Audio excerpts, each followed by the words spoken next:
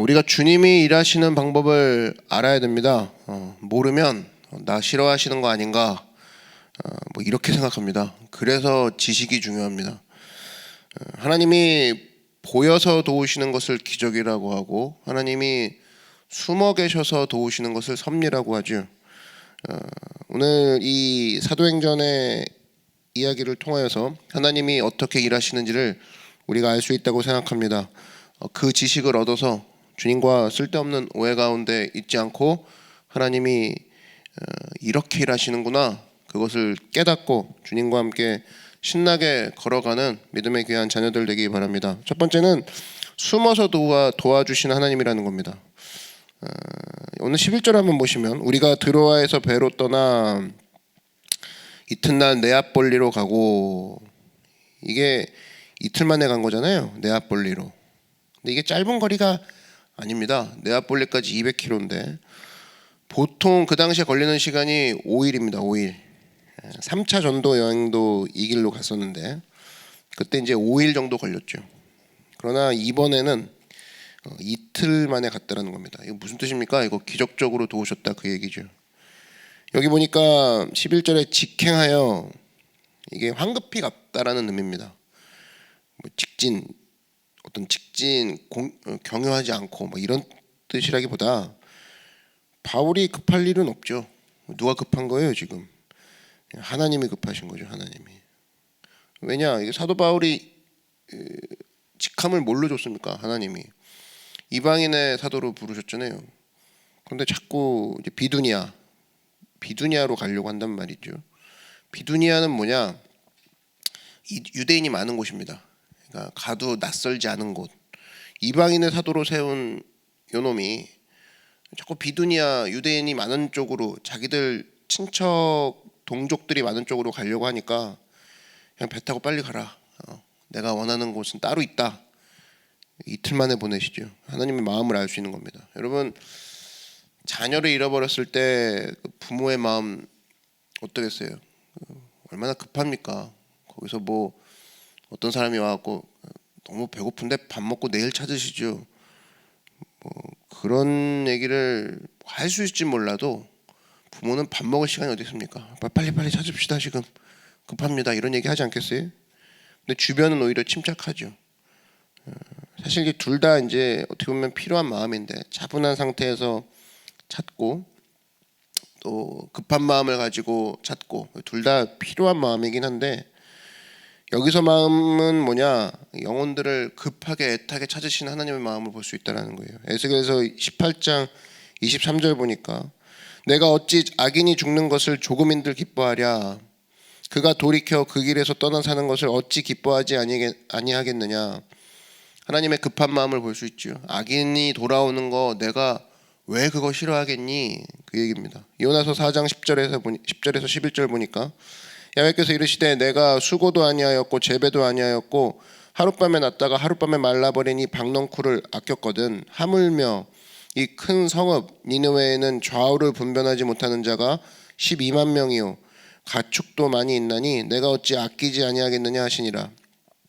요나도 요때 이해를 못했지만 하나님의 마음은 분명히 급했다라는 겁니다. 사도 바울도 잘 이해를 못하는 거죠. 그러니까 자꾸 비두니아로 가려고 했는데, 하나님이 이방인의 사도로 부른 사도 바울에게 적격의 자리로 빨리 내가 진짜 원하는 자리는 여기야 보냈다라는 거예요.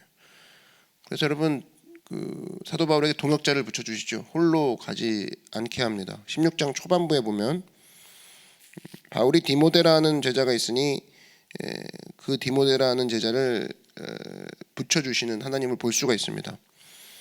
이게 그냥 단순하게 선교팀 모집됐다 뭐 그렇게 볼 게 아니라, 디모데라는 사람을 잘 알아야 됩니다. 이 크로스 컬처 어프로치인데 문화적인 통합자를 붙여주신 거죠. 바울도 뭐 알겠지만 그리스 쪽이거든요. 이쪽 이방 지역은 잘 모를 거란 말이에요. 이방인의 사도라고 이방을 처음부터 다 준비되어지고 아는 상황은 아닐 거잖아요. 그러니까 디모데를 붙여주셨는데, 디모데는 누구냐? 국제 결혼으로 낳은 적임자라는 거죠. 아빠 엄마가 다 외국인이에요. 그렇게 되면은 어떻게 됩니까? 이 사람은 뭐 적격이죠. 유대와 로마 사이에서 헤매고 있을 때 그때 누가 이걸 도와줄까? 디모데 같은 사람 최고죠, 최고. 그랬을 때에 사도행전을 보면 또 누가도 등장합니다. 그러니까 11절 한번 보시면 우리가 이렇게 돼 있죠. 우리는 여기 누가를 포함하는 거예요. 누가. 그러니까 의사가 직업인 누가도 동행을 했으니 안심이 되는 거죠. 옆에는 의사가 있고 한쪽에는 국제 결혼으로 낳은 어떤 적임자가 있고.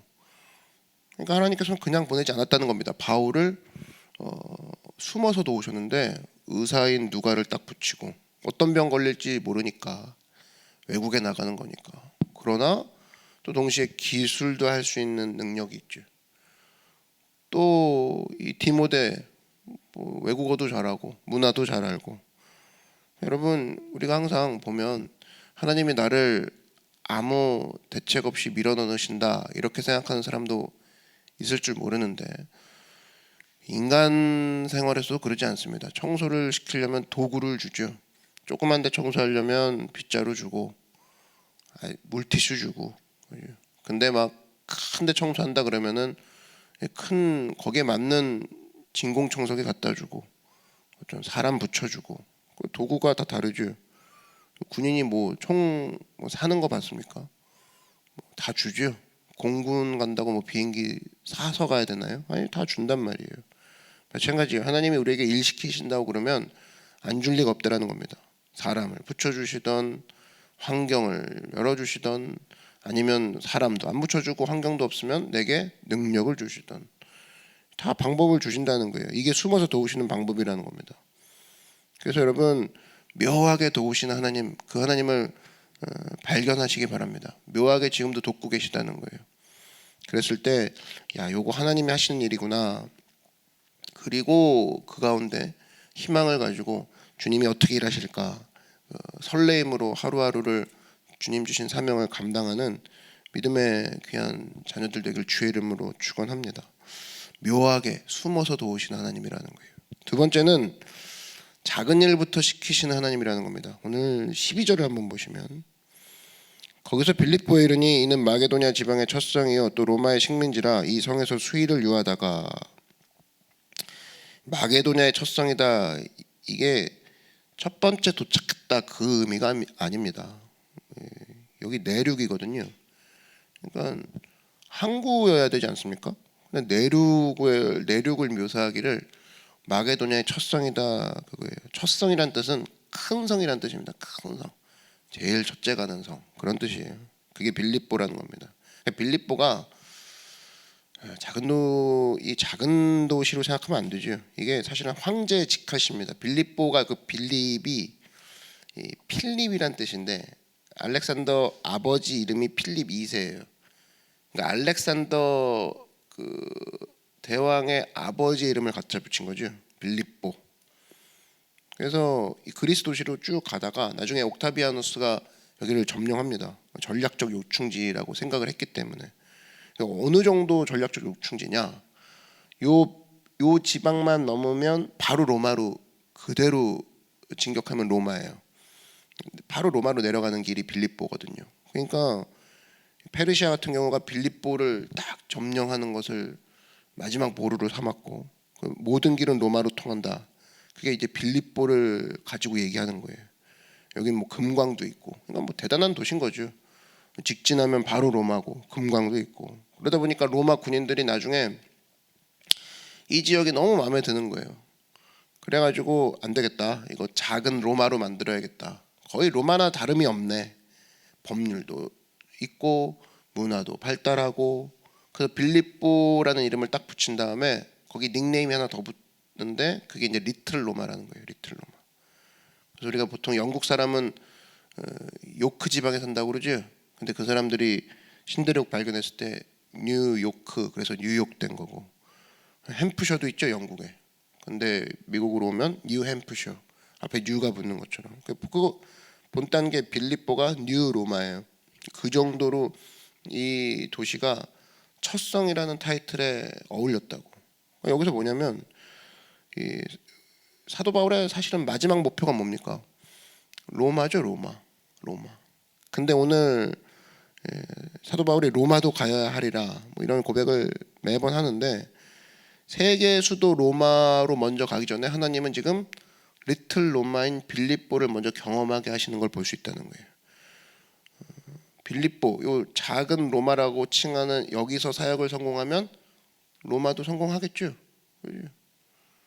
미국 가기 전에 어떤 뭐 괌을 체험한다, 미국령이니까 거기서 뭐 적응을 한다, 생활하는 걸, 그럼 별로 어려움 없는 것처럼 로마로 진격을 바로 한 게 아니라 로마, 작은 로마라고 불리우는 그 빌립보에서 사도 바울이 먼저 딱 경험하게 하시는 거, 그게 하나님의 전략이라는 겁니다. 우리에게 적용한다 그러면 각자의 목표를 로마라고 할 수 있겠죠. 그죠? 나의 꿈을 펼치고 싶은 그곳, 나의 품었던 기대들이 드디어 실현이 되는 곳, 그게 이제 로마다 그러면 대부분 빌립보를 먼저 보내시더라고요. 작은 곳, 여기에 먼저 충성을 했을 때 그 다음에 로마로 발걸음을 인도하시는 거, 그게 하나님이 일하시는 방법이라는 겁니다. 그래서 내가 로마와 같은 큰 꿈을 늘 갖고 있다고 해서 하나님이 바로 로마로 팡 열어주는 일이 별로 없어요. 해봤자 빨리 실망할 거고, 어떤 준비되지 않은 모습에 또 훈련도 되지 않았기 때문에 로마라는 거 앞에 뭐 잠깐은 기뻐하겠지만 그렇게 이룰 수 없는, 다시는 로마를 쳐다보지도 않게 되겠죠. 리틀 로마, 그걸 경험하게 하신다는 겁니다. 우리 꿈도 마찬가지예요. 또 하나 리틀 로마에서 하게 하시는 건 훈련받는 거죠. 왜? 그냥 나가면 말 그대로 그냥 지니까, 패배되니까. 작은 일의 의미가 계속 두 가지입니다. 왜 하나님은 내가 큰 꿈을 갖고 있는데 자꾸 작은 일부터 주실까? 충성하라는 거예요. 충성. 너 나 진짜 믿냐 이거예요. 그 다음에 훈련시키는 겁니다. 너 이거 해야 가서 지지 않을 수 있어. 준비시키는 거죠. 예를 들면 요셉입니다. 요셉. 마지막 목표가 뭐 예를 들면 애굽 총리라고 합시다. 그냥 된 거 아니죠. 30살에 총리가 됐다. 우린 자꾸 빠르다고 생각하는데, 우리 늦었다고 생각하는데 이거 되게 빠른 겁니다. 그냥 되게 안 하신 거죠. 두 가지 단계 거쳤죠. 보디발의 가정 총무 먼저 세우셨어요. 보디발 가정 총무. 경제 배웠죠. 거기서 곡식 저장하는 법 배우고 한 가정을 막 돌보는 일을 했습니다. 그다음에 정치범 갇혀 있는 왕의 감옥에 들어가게 했죠. 거기서 정치 얘기했을 거라고. 애굽이 어떻게 돌아가는구나, 민심이 어떻구나, 감옥에서 다 암기했죠. 그래서 30살의 총리가 되자마자 바로 일한 거예요. 그죠? 창고 분배법 알고, 정치 라인 알고, 곡식 보관이 어렵대, 뭐 쥐가 뭐 들끓는데, 오케이, 저장 이렇게 해. 7년 동안 쌓았다가 7년 후에 다시 풀고, 노하우 다 알고 있지. 여러분, 그래서 우리가 꿈이 있다 그러면 나는 언제쯤 큰 꿈을 맛볼까, 여기에 그냥 푹 빠져 있는 사람들이 있어요. 그럴 때 하나님이 하시는 방법, 되게 작은 것부터 맡깁니다. 충성하라 이거죠. 어정쩡하게 하지 말라 이거예요. 너 이것도 어정쩡하게 하는데 나중에 큰 거 오면 어떡하려고 그래. 그죠? 철저하게 하십시오. 철저하게. 언제나 여러분의 꿈들 하나님 앞에서 있을 때 나의 꿈은 언제쯤 이루어질까? 그게 하나님이 하라는 질문이 아니에요. 이 작은 일을 잘해야 큰 일을 나에게 맡기시겠구나. 성경의 접근이죠. 작은 일을 잘하였도다. 큰 일도 이에게 맡기리라. 근데 우리는 이제 큰 일만 보고 있다고. 내가 이거 할 거 아닌데, 뭘 이거 할 거 아니에요. 그거 할 거야. 할 나이지. 우연 가지고 안 된다는 겁니다. 그래서 지극히 작은 일에 충성하는 것을 통해 하나님이 훈련시키는 거예요. 사도 바울 빌립보에서 잘했습니다. 그랬을 때 로마 가서도 잘했어요. 여러분도 여러분 삶 가운데 작은 꿈 투덜거리지 말고, 비교하지 말고, 큰 꿈을 앞서서 충성 테스트 훈련 시키시는 하나님을 바라보고 맡긴 일 잘하는 믿음의 귀한 자녀들 되길 바랍니다. 세 번째 하나님이 도우시는 방법은 약한 자를 통해 도우신다라는 거예요. 빌립보 그러면 벌써 그 로마 황제의 닉네임을 따서 만든 도시다. 그럼 유대인이 거의 없겠죠. 이제 도시의 특성을 이해하시겠죠. 거의 유대인이 없다고.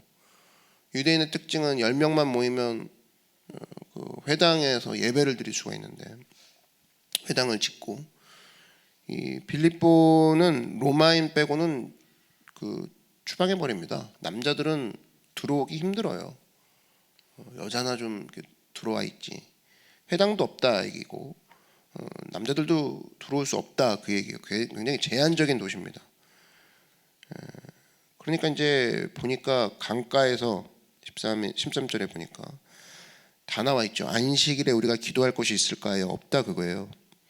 문 밖 강가에 나가 강가까지 갔는데 남자들이 많이 없으니까 거기 앉아서 모인 여자들에게 말하는데, 강가에 여자를 마련해 주셨는데 그 여자들이 전부 다 뭐예요? 하나님이 예비해 주신, 하나님을 경외하는 사람들이었다라는 거예요. 오히려 뭘 알 수 있냐? 나의 환경의 어려움이 새로운 접촉점을 만들어내더라는 거예요. 지금이 그런 것 같습니다. 코로나 때문에 힘들어 그러는데 지금이 더 생각지도 못한 접촉점이 나오지 않을까요? 안 만나진 않을 거 아니에요. 뭔가 접촉점이 있을 거 아니에요. 하다못해 온라인이라고 해도. 여러분, 여기서 창의력이 나오는 겁니다. 여기서 뭔가 일이 일어난다고요.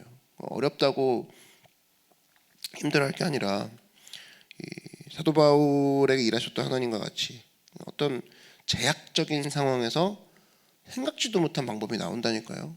이걸 어떻게 해라고 생각하는 거가 오히려 이걸 어떻게 했어? 이렇게 되는 거예요. 예를 들면 이겁니다. 샌드아트 아시죠? 샌드아트. 모래로만 그림을 그리는 거. 여러분, 모래로만 그림을 그릴 수밖에 없는 상황까지 간 사람은 근데 그림을 너무 그리고 싶어요. 그럼 샌드아트, 일종의 어려움이죠. 제한이죠.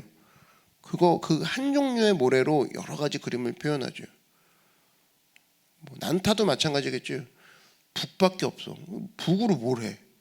두드리는 거로 뭘 해? 이것저것 추가하자. 근데 북으로만 한 게 난타예요. 난타.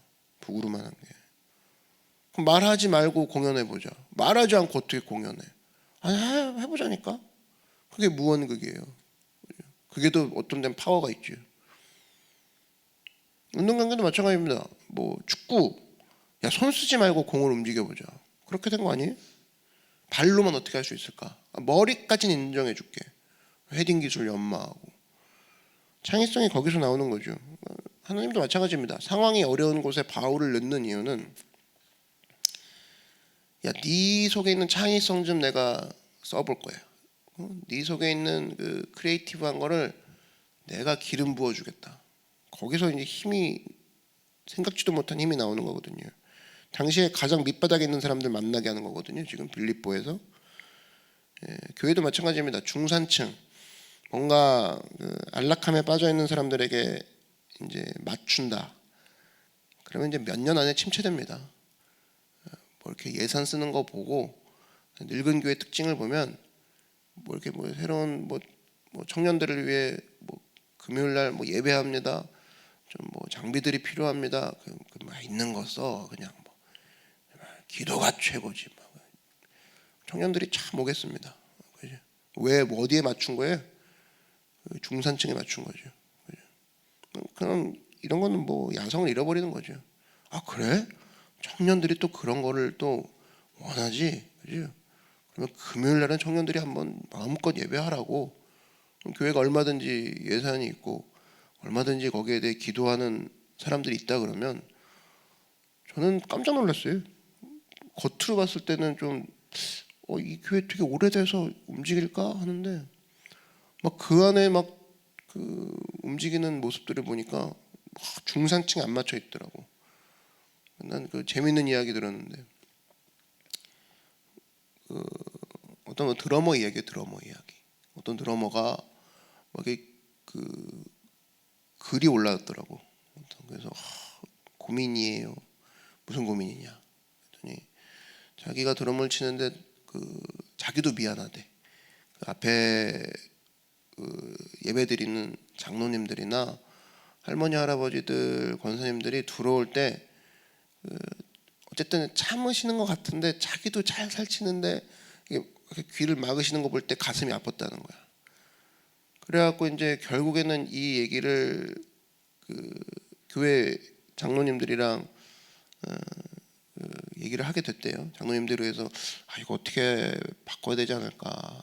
드럼은 이미 사놓은 상태고. 그래서 드러머가 고민하는 거예요. 이번 주에 결정되기로 했는데 드럼을 막상 샀는데 이거를 뭐 전자드럼이죠. 전자드럼으로 내리는 거 다시 다운그레이드 하는 거에 담임 목사님도 조금 아파하시고, 그런데 장로님들도 힘들어하는 거 보니까 자기도 좀 마음이 아프고 이번 주에 결정됩니다. 기도해 주세요. 뭐 그렇게 글이 올라왔더라고. 근데 며칠 있다가 딱 보니까 답글이 달렸어요.